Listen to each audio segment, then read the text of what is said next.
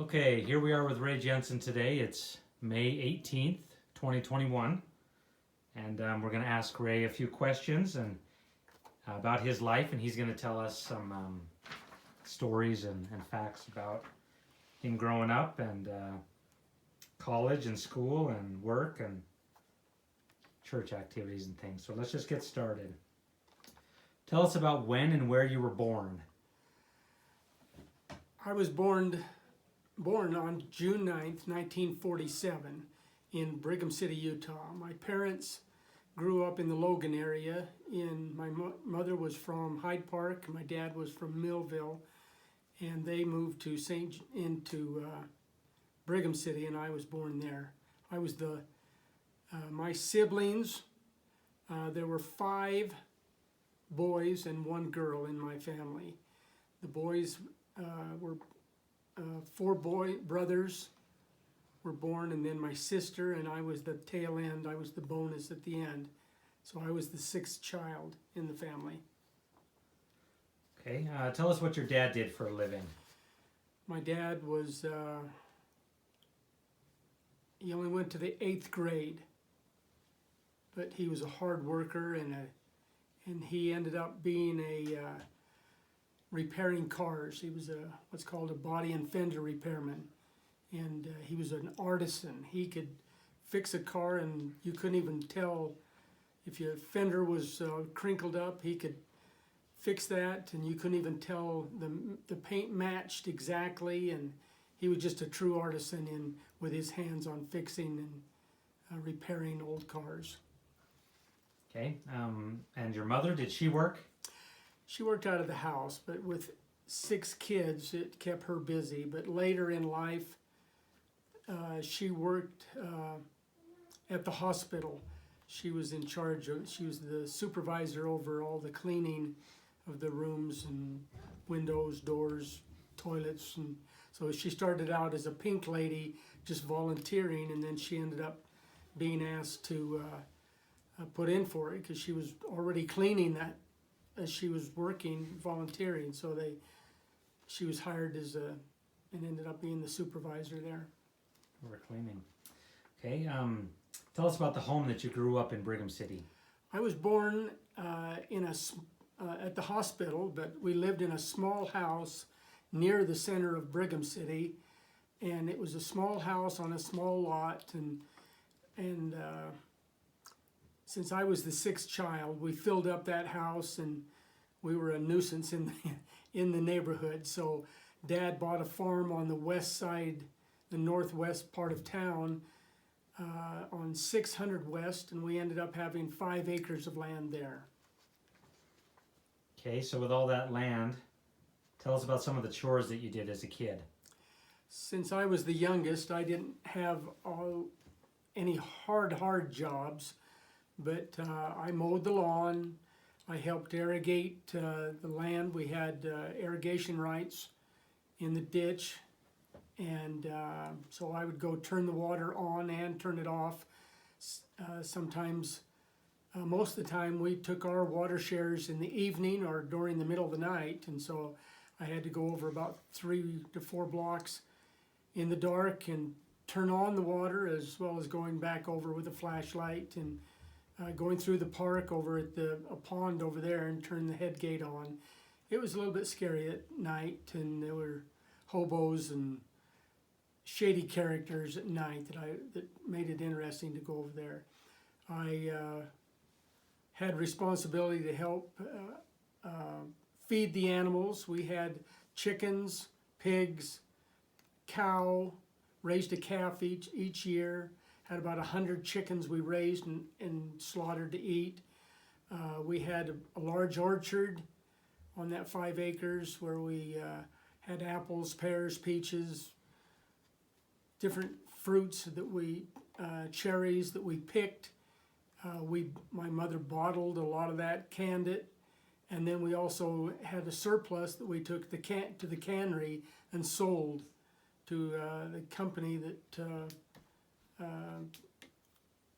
like the co-op, and sold that. Do you have any hay pastures on those acres? Yes, we had, for the cow, we had about a fourth of the area was in an irrigated grass pasture, and then we also had about another acre and a half in alfalfa hay that we cut and hauled in on a little tractor and a trailer. We didn't have a baler. It was hand hauling and stacking in the barn we had for the cow and calf during the wintertime. Okay, so apart from your duties there on the farm, what are some of the fun things that you did growing up? Well, I got to participate in basketball and baseball. I was on the city swim team at the pond where we got the irrigation water. They were fishing and just exploring out in the fields. I got mother and dad loved golfing, so I got to go golfing and caddying for other people on the golf course. So I was active in sports in the church and the city leagues that were going on when I was a young man. But I especially loved going to the fields with my friends and catching frogs and exploring all the trees and the wooded areas and stuff like that. So that's where I got to really love nature. Okay, tell us about starting school and like elementary, middle school type, even up to high school. I went to Lincoln Elementary, which is on the north end of town, and then we all went to the Box Elder Junior High, and then I graduated. I went to high school at Box Elder High School, and I was an average student. I would rather play than study. I loved to learn different things, but I didn't like to study and stuff. So I was an average student in school. Do you have any teachers you remember? I remember a really nice-looking lady that we had, and then I had another one that was really ornery. That was, a lot of people called her a witch, but she was very stern and liked to whack you with a ruler, and so I didn't get any scars, but yeah, I got whacked a few times for talking and playing instead of concentrating on school. Were you on any teams in sports teams? I was on the, again, in the city, we had different sponsors that bought the t-shirts and stuff, and so I was on a couple different teams there. I enjoyed playing baseball. I was a pitcher and loved second base. I was also in high school. I was on the high school wrestling team. Okay. Did you work outside the house? I worked on that farm, on our small farm there, and that kept me busy a lot of times. And then as my brothers got married and sister left, there was less chores. We got rid of having the milk cow and didn't have as many chickens and stuff. And so I had a job in the ward there, two little ladies that I worked for doing yard work. And the first one, Mrs. Robinette, she lived in one of those basement type houses that's only about 4 feet sticking out of the ground. I mowed her lawn, pulled weeds, cut the old flowers off and stuff like that. She paid me 35 cents an hour. And then, that was a long time ago though. But the neighbor was watching me work, and she came over and asked when I was leaving one day, and she says, I need somebody to come over and mow my lawn and cut some wood, kindling wood, for my kitchen stove. She didn't have a furnace. She just had the old coal stove. And she told me that my brother Merlin had worked for her. And then she said, she asked me what Mrs. Robinette, Sister Robinette, paid me. And I didn't want to tell her, but then she was persistent, and I told her 35. And she says, I knew she was a chintzy person. So she ended up paying me 50 cents an hour. And I worked there at both those for those ladies two different summers. How old do you think you were at that time? I was probably about 13 or 14 at the Okay. 12 or 13. Okay. Did you ever? You said you liked golfing and you were a caddy. Did you ever work at a golf course?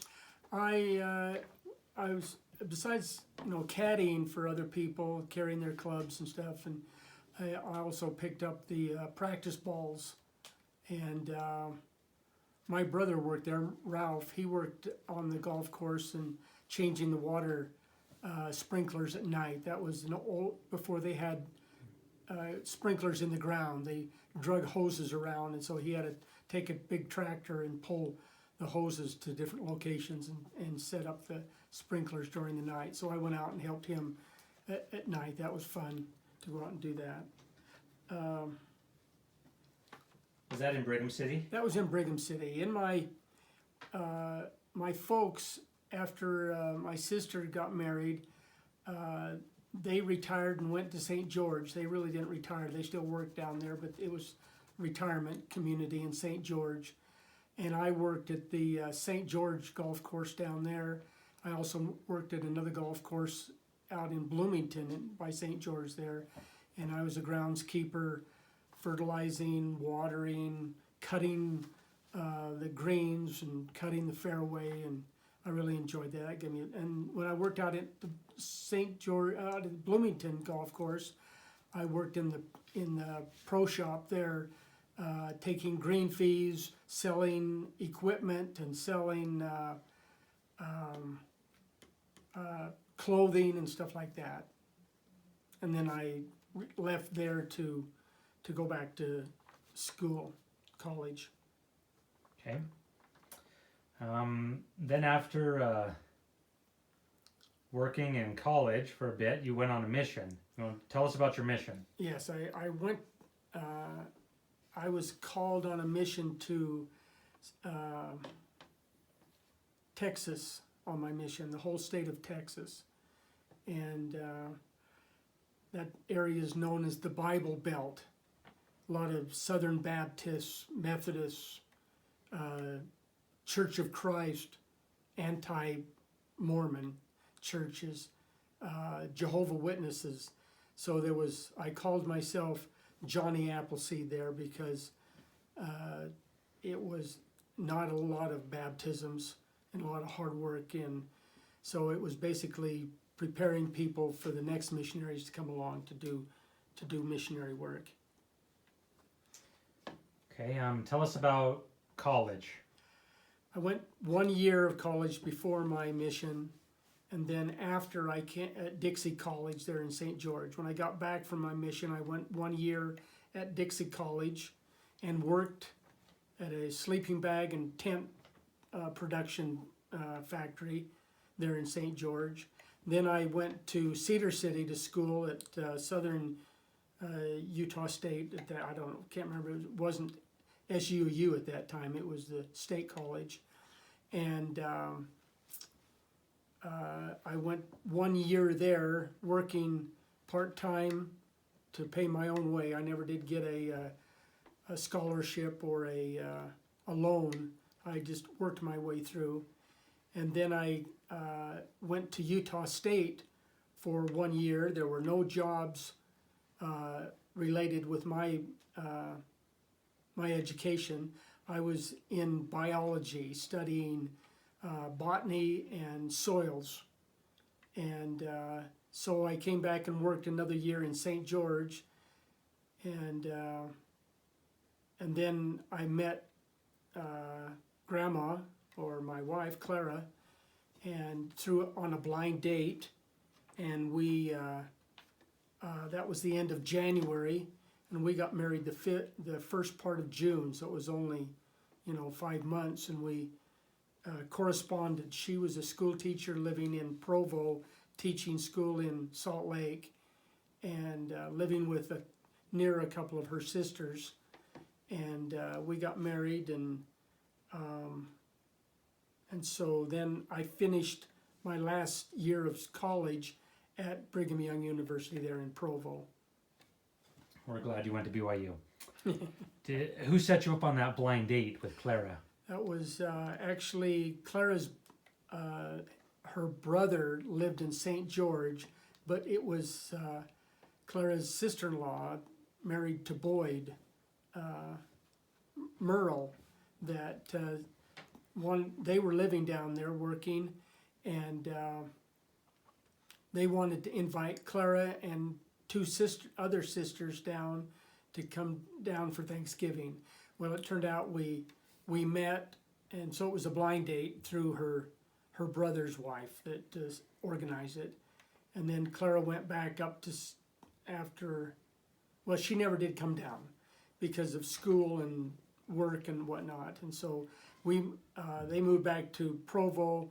I was invited to come up there to a blind date with Clara, and I guess you could say it was love at first sight. And we got married in 5 short months. Okay, so we really only saw each other probably about 4 times in that 5 months, and we just corresponded in a few letters.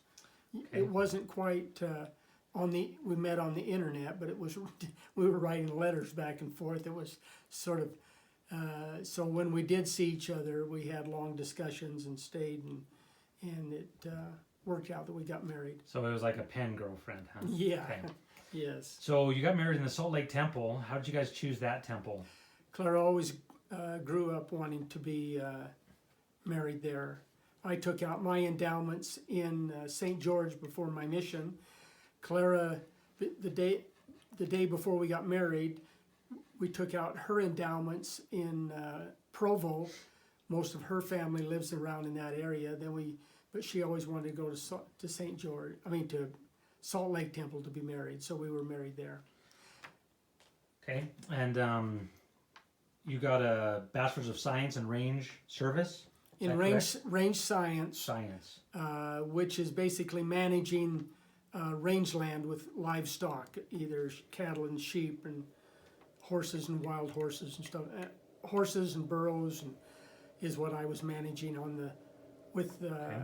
And I worked also in the interim while I was finishing up my year at BYU. I also worked at the explosive plant at the mouth of Spanish Fort Canyon, and then for a year finishing up school, I also worked there, and then we went to Rawlins, Wyoming, and worked up there for a few years. Then I ended up working at we went to Rawlins, Wyoming, then we went to Ely, Nevada, and worked there, and then we ended up here in Price for about 10 years, 11 years, and then I retired. So I've been retired now for 8 years already. So when you graduated, how many kids did you have? We had one. Just Stephen? Just Stephen. Okay. And then the other kids were born in those other 3 towns, Rawlins, Wyoming, Ely, and then here, and then in those 2 cities. So how long after you graduated did you get the job with the Bureau of Land Management? 1 year. We 1 year worked later. at the explosive plant. I graduated and worked there 1 year, and then we moved to Wyoming. Okay. Tell us about some of your church callings. I've had a variety of jobs. Callings in the church. I've been in the junior primary, in the Sunday school teacher. I was a teacher in the primary, a teacher in the Sunday school. I was young men's president, elders quorum president. I was the advisor in the priest quorum. I was a ward missionary, ward mission leader.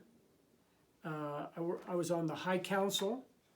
I was the stake president, the executive secretary to the stake president, gospel doctrine teacher several times in the different cities we lived in and here in Price.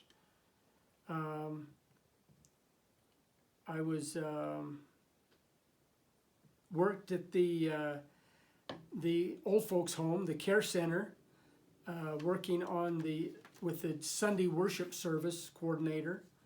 And we also were called to the county jail to do the worship services there. I was in that branch presidency, a counselor in that branch presidency at the jail.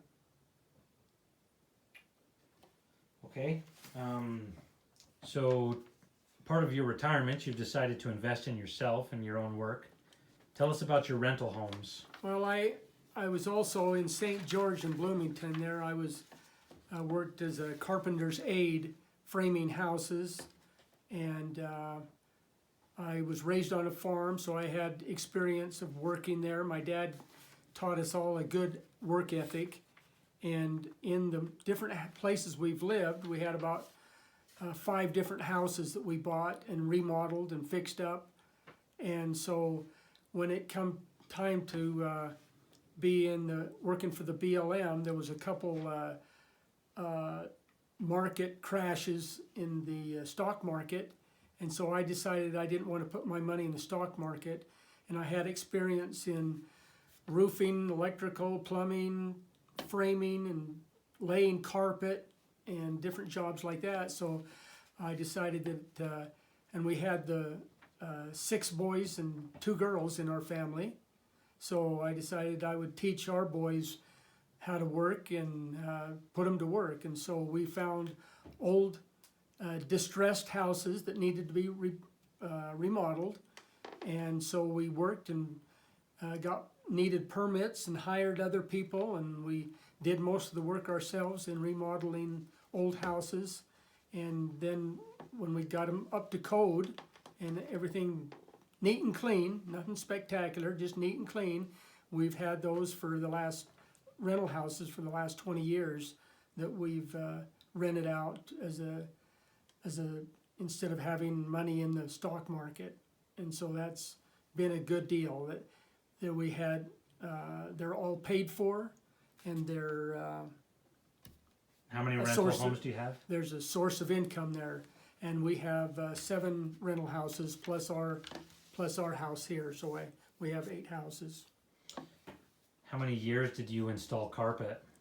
I learned how to carpet when we were in Provo going to school, and I did that for probably about 2 years. And then after that, I still have my carpet tools. I probably have about almost 20 years experience in doing residential installation and repairs of carpet. Very good. Tell us about your kids and grandkids. Well, we have 8 children, 6 boys and 2 girls.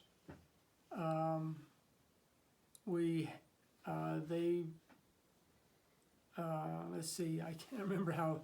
We had a child almost like a good Mormon, we had one every 2 years. So we had 8 kids probably in about a 16-year period.